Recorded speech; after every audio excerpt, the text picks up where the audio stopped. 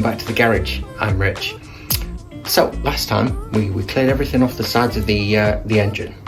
So we did the gear change mechanism, took the sump, the oil cooler, timing plate, the middle gear assembly, all that came off. So now we're ready to split the crankcase halves. Okay, and there's a very particular sequence which I'll take you through shortly on how you do that. So let's get stuck in. Okay, so starting to separate the crankcase. Haynes is very particular about how you do this. So you're starting with the upper case, and you can see here that they've numbered all of the bolts. And what it suggests is that you start with 38 here and you work yourself backwards to number 24 before tackling the lower crank.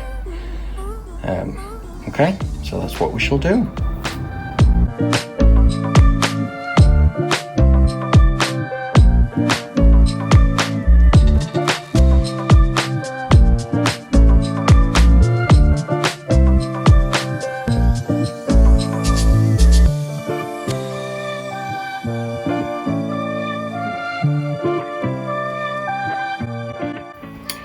One thing to note whilst you're doing this as well is the crank is actually labelled quite helpfully with the same numbers.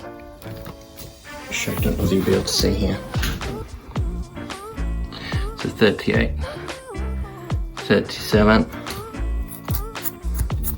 36, and so on and so on. Okay.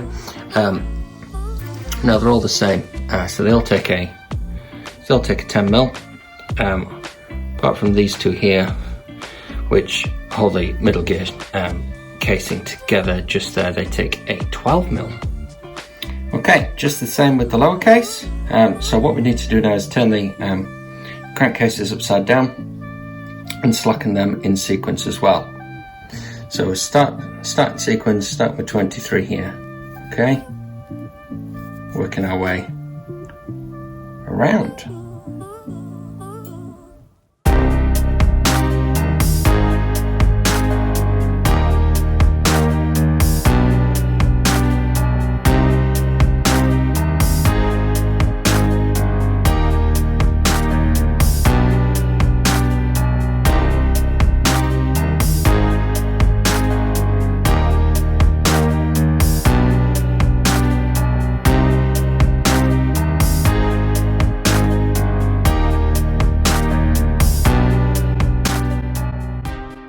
Okay, now I know when you're doing this,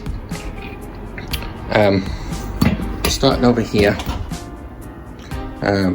with the bolts, and we're undoing them in sequence. Now, Haynes manual says, don't forget number 1, it's located inside the oil filler housing. Oil filter housing. I couldn't find it. It turns out I hadn't taken all the oil filter housing off. So there's a great big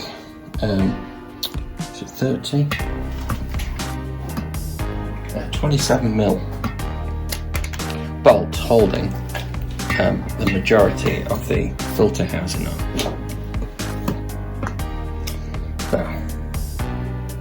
So that bit comes off, and inside is bolt number 1. Okay, so now everything else is loosened, finger loose, so they need pulling out now and putting carefully in sequence so I don't lose them.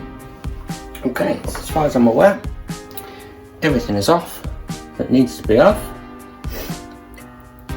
Now it's time to gently separate these halves.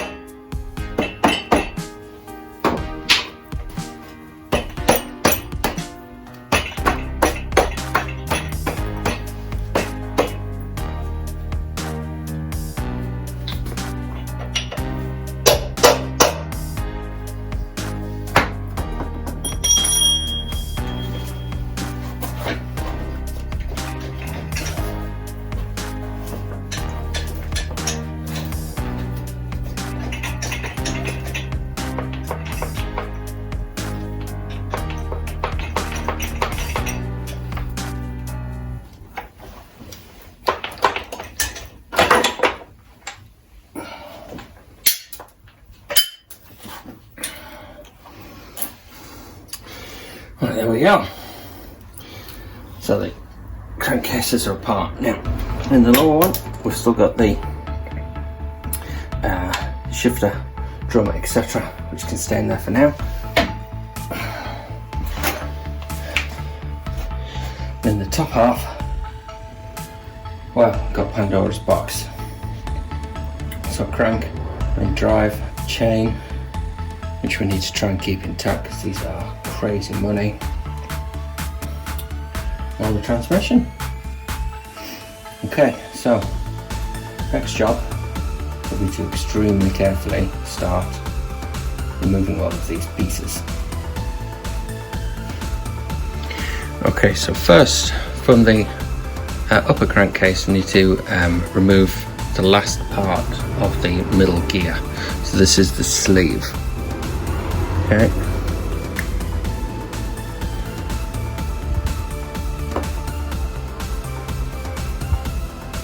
Okay, so what we've got in here, and I think we've got one left in the lower crankcase, but there's the bearing retainer clips here.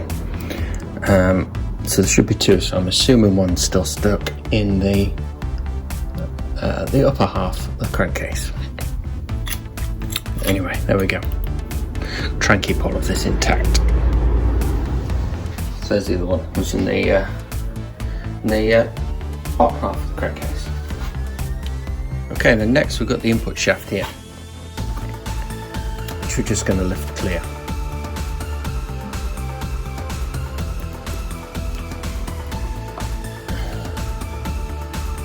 And again, to note, on this side we've got a locating pin just here, and we've got the ring clips to hold us steady inside the crankcase. Right, okay, so I'm going to be removing the gear selector shaft next.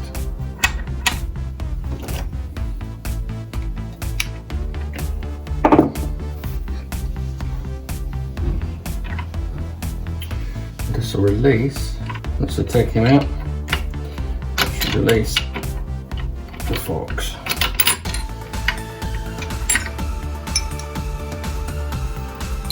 One, two, three.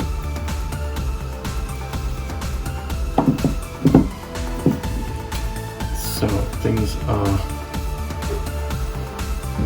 stamped for identification. See, 1, 2, 3 numbers point on the left side of the engine. So gear select forks off. Okay, next we need to tackle these 3 Allen bolts here.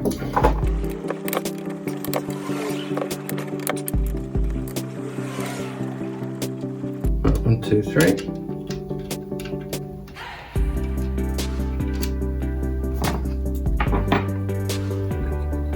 Take this cover off.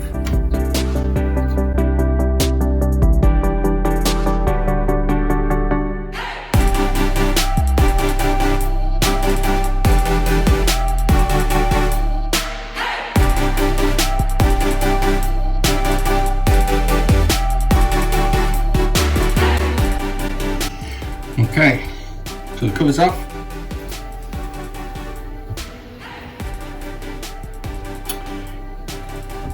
Now what I had to do to encourage it off is I had to press the bearing from the other side with a little bit of force in order to get it to come off.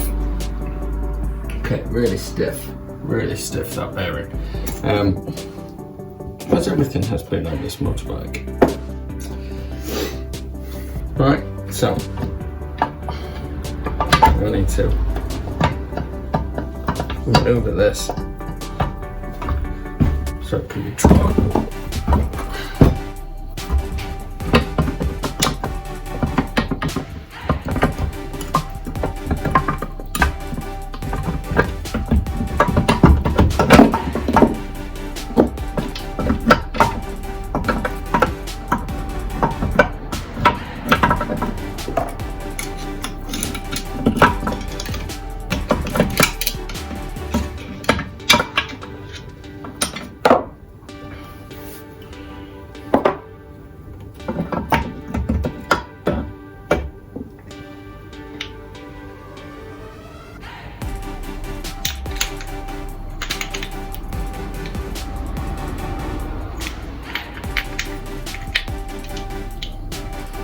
Okay, so it came out eventually.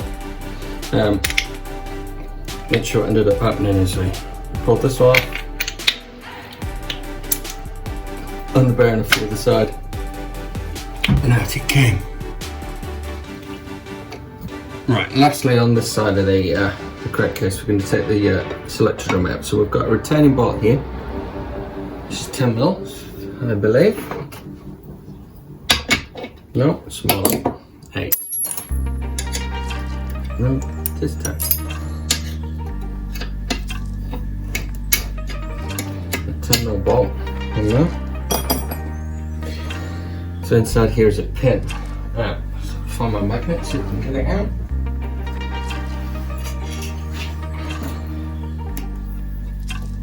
There we go. So retaining pin.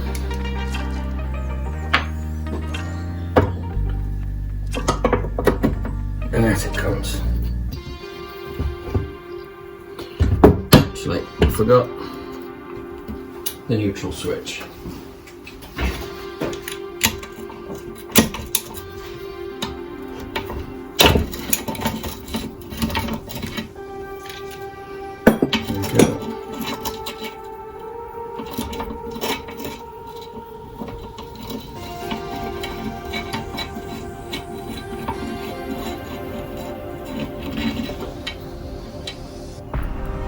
Okay, so neutral switch is there as well. Now we should just be able to draw selector drum out.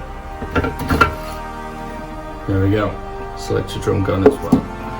And that is the lower crankcase completely dismantled.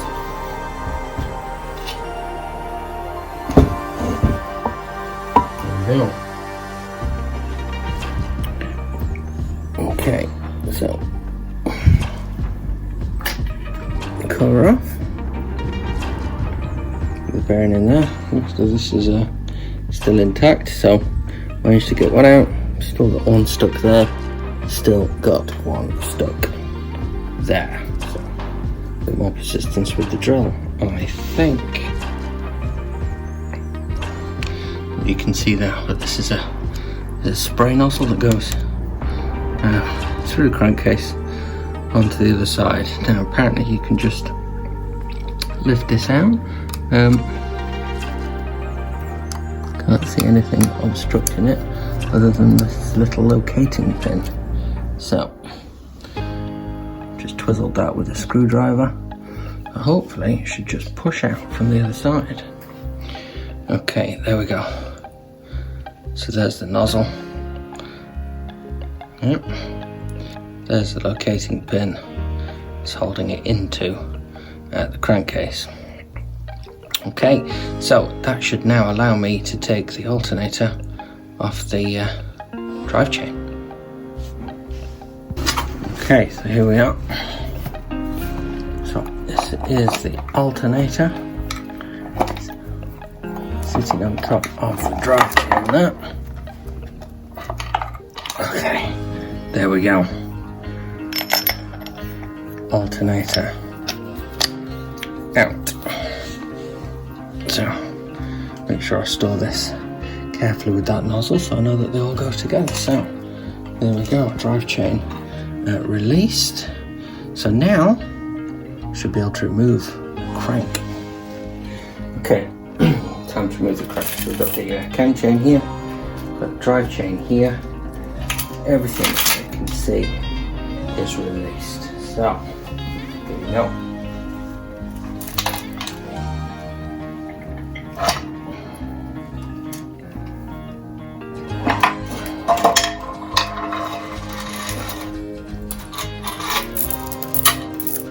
Crank out. Just gonna drop this on top of the bench. Okay. There's two final things left to come out. There's the drive chain tensioner just here, secured by 2 bolts, and the idle gear here, secured by a lock tab and a bolt. I shall not bore you with those. So there we go. The engine is completely dismantled now. Okay, so that's the whole XJ900F engine apart. We have stripped everything. The crank's out. The last thing to do is to take off the connecting rods. But I shall do that when I start measuring everything up. So there's a lot of measurements that I need to do just to check for tolerances and things.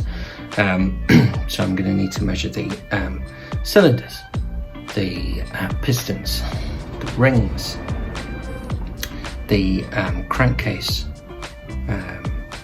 shells, bearing shells, where the crank lives, the bearings on the connecting rods, etc, etc.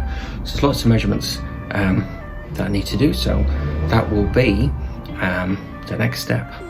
So again, thank you for watching. If you are, if you find this mildly interesting and almost useful, please give me a big thumbs up and consider subscribing down below. Great, I'll see you in the next one. Bye for now.